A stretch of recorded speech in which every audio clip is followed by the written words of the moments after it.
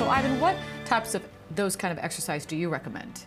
Obviously, the treadmill is one. Right. I mean, if you have access to a gym, when you have access to different kinds of cardiovascular equipment, a treadmill, elliptical. Personally, I'm a big fan of the rowing machine. You can use that as well, and incorporate different functional movements. You know, low-skill gross motor movements such as squats, lunges, things of that nature, push-ups that can incorporate, kind of rev up the heart rate and burn the extra calories as well. And how do you get people that just don't have that motivation to do it?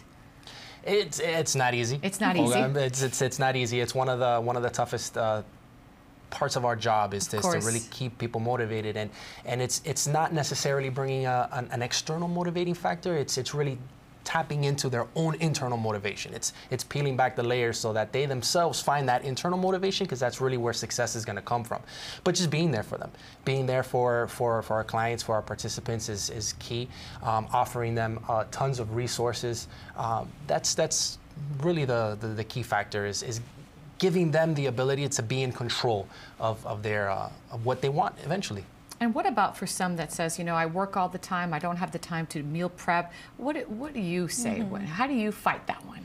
Well, I'm sure you get that a lot. A lot. And even in my own life when my kids were growing up and I, work and then school and then this, there was just so much going on.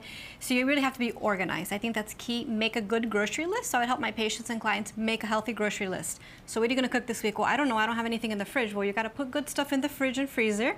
Find 30-minute meals, maybe a couple times a week do plant-based meals where it doesn't even take a lot of time in terms of the cooking or preparation.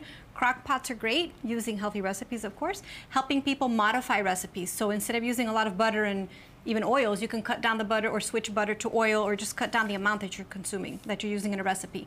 And finding the time to, some people like to meal prep on the weekend and freeze and continue to cook or reheat. My husband never really liked that, so I couldn't do that. What a shame, because I would have been a good time saver. So I would try to cook for maybe a couple of days. So if you're making something, let's say on Monday you're making chicken, and you're making, I don't know what, a rice and beans, we're Latin, right? And then a big salad, and maybe the next day you make some tacos, or maybe fajitas with that same chicken you already cooked. So try to make for a couple of days. You can always freeze if you're willing to do that and reheat. That's a great way to have fresh meals.